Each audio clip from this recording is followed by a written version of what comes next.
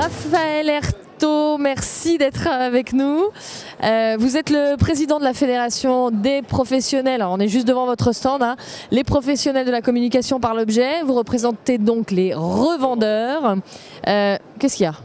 Ça vous plaît pas comme terme? Si, c'est les revendeurs, les marqueurs et les fournisseurs. Il y a 3 collèges à l'intérieur de la fédération. Entre autres, bon, sur le salon, on a beaucoup de fournisseurs, mais vous représentez aussi les revendeurs. Beaucoup les revendeurs, oui, bien sûr, c'est une fédération avant tout de revendeurs. Bon, comment va ce marché de l'objet et du textile publicitaire? Mais il va bien, quoi qu'on pourra en penser. Les gens font toujours de l'objet publicitaire du cadeau d'affaires et également du textile de toute façon. Il est en train un peu de muter, mais non, le marché va très bien. On a quelques points de croissance et on est quand même le 4e média au niveau national.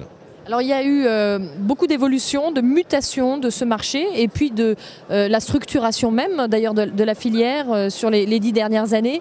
De plus en plus de demandes, des nouveaux produits qui sont arrivés, notamment les produits connectés. Comment vous voyez, vous, l'avenir du marché du textile et de l'objet promotionnel? Ben moi, comme je disais... Comment ça se profile, voilà. Comment ça se profile? Ça, on n'est pas trop devin, mais je pense que de toute façon, ce marché sera toujours régi par des distributeurs, des importateurs et aussi des marqueurs en France. Il faut vraiment protéger ça, ne serait-ce qu'avec les normes RSE, tout ce qu'on nous demande à un moment donné, les partenariats qu'on est en train de faire avec l'AFNOR. C'est vrai que le produit connecté prend beaucoup d'espace aujourd'hui. Et tout simplement, on s'adapte et puis tant mieux, le marché change, bouge, évolue et tant mieux pour nos clients, tant mieux pour nous, quoi. Il y a plusieurs tendances qui sont visibles depuis quelques années. D'abord la tendance du green, du produit vert, éco-responsable. Qu'est-ce que vous en pensez? Comment ça fonctionne aujourd'hui? À quoi on peut s'attendre sur les prochaines années? Voilà, déjà première question. Donc sur l'éco-responsable, je vous répondrai que moi je vais bientôt enlever le mot éco parce que l'éco on l'a créé il y a quelques années à la demande et cet éco était vraiment éco et coûtait très cher parce que j'allais dire nos clients n'avaient pas forcément le budget ou s'étaient pas préparés à ça. Par contre, on va vraiment se diriger vers du responsable. Je pense que le responsable aujourd'hui, c'est d'acheter français, peut-être d'acheter européen, d'aller chercher les produits le moins loin possible. Et là, on va vraiment travailler des produits responsables. Et même au niveau de la Chine, c'est en train de muter. C'est-à-dire qu'aujourd'hui, même dans les usines, ils font très attention aux conditions de travail. C'est vrai que quoi qu'on en dise, on ne fait plus travailler des enfants, ça a rarement existé et tous nos fournisseurs ont vraiment des labels et font très attention à ça.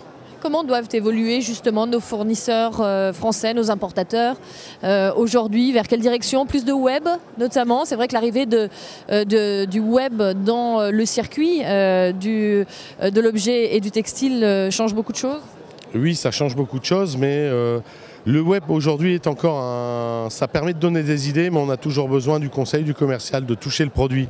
On a la chance de pouvoir distribuer un produit que les gens ont besoin de toucher. C'est du goodies, mais on a besoin de toucher, on a besoin de voir, parce qu'on va mettre son nom dessus, donc c'est important, c'est son image de marque. Donc on a encore cette chance-là que ça ne s'achète pas trop par le web. Les gens ont vraiment besoin de conseils, ont vraiment besoin de nos commerciaux pour qu'on aille les voir.